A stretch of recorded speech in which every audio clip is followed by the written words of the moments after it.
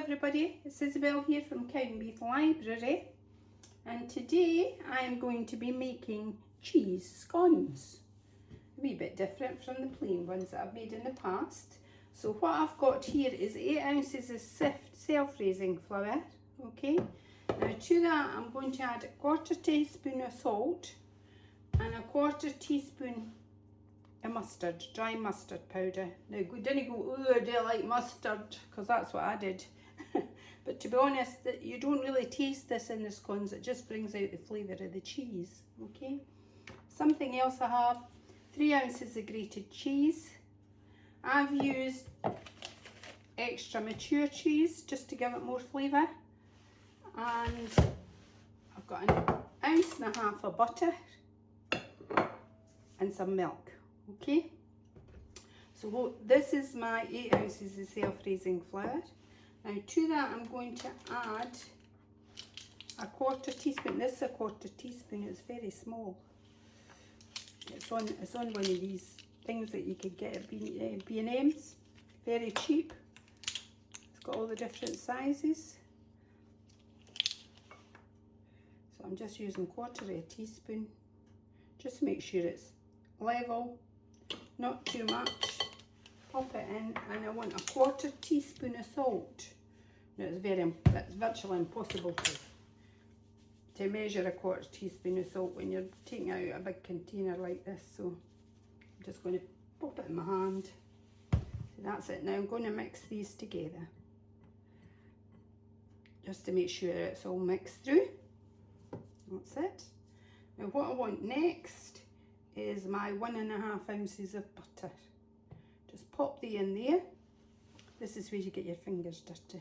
Always make sure you give your hands a good wash before you start. What we're going to do is we're going to pick that butter up and we're going to rub it through between our finger and thumb, like so. Squeeze the butter. Don't squash it to death, just squeeze it through the top of your fingers, okay? And we just keep going until you get a mixture that resembles breadcrumbs. Can you see how it's all disappeared now? You give it a shake, all your wee lumps will come to the top. Then you could just give them a wee blend in the end of your fingers, and that's your butter into your flour. Okay?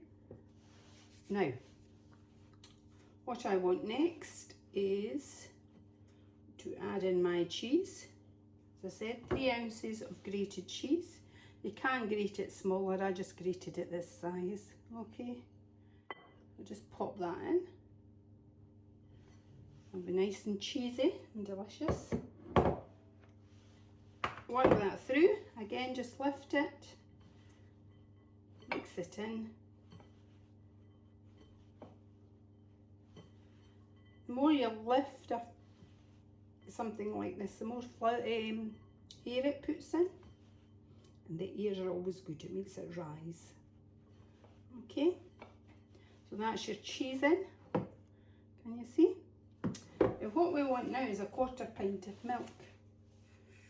Doesn't matter what type of milk you use, I always use semi-skimmed because that's what I use in the house all the time. But you can use full milk, you can use skimmed milk. Now it says 1/4 pint. I would never measure 1/4 pint and just pour it in the bowl, because you tend to find that some flours absorb the milk more than others. So I just add it a wee bit at a time. Now I've made a wee well in the centre, and I'm just going to pour the milk into the well. And it'll be all easy to start with. We'll take a wee knife, just rub it round.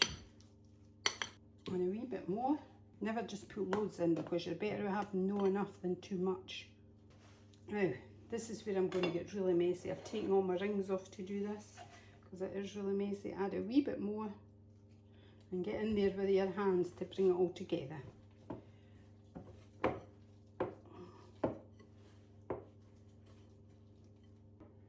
There's a wee tiny bit left that's not quite incorporated, so I'll put the tiniest bit of milk in, just to bring that together.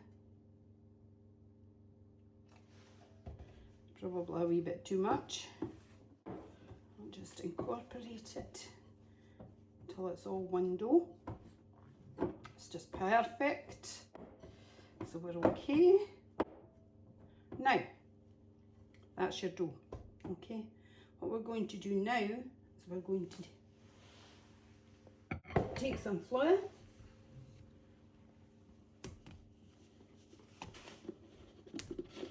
And pop it onto your worktop, like so. Take your dough, just give it the lightest knead into the middle. You're just pulling it up and in. So just take some of the wee cracks out. Just a very light knead you're giving it.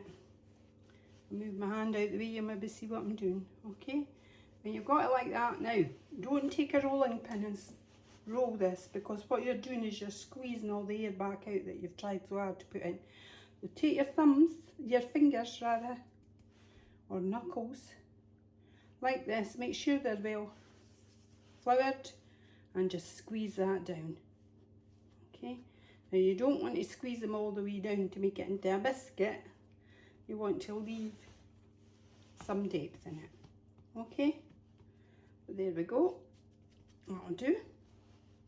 Now, how I'm going to cut these today is just in squares with a knife.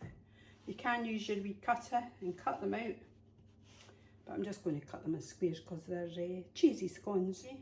So if we just cut these, we're just making these nice and dainty, nothing too big. I'll just pop them on your tray. Now my oven has been on at 220 degrees centigrade. So that's 200 if it's a fan, 220 if you don't have a fan. Just going to stick these together, just gently. So there you go, just leave it like that. That's a nice big one for somebody. Now, I'm going to cover these with an egg wash and then pop them in the oven for about 10 minutes. Hello everybody, it's Isobel here from Cowdenbeath Library again. I just thought I'd come on and let you see the scones now that they're finished. They've been in the oven at 220 for 10 minutes. And this is it. They're very soft, very light. They smell lovely. I'll just open this and let you see it. And you see all the cheese through the middle. Delicious. A nice savoury snack. Okay? And as I say, I only made small ones. Apart from this big huge one at the end. Which I might be having to have for my lunch. But anyway, that's my cheese scones. I do hope you'll join me and make them one day. They're very good, very easy to make and delicious. Thank you for watching. Bye.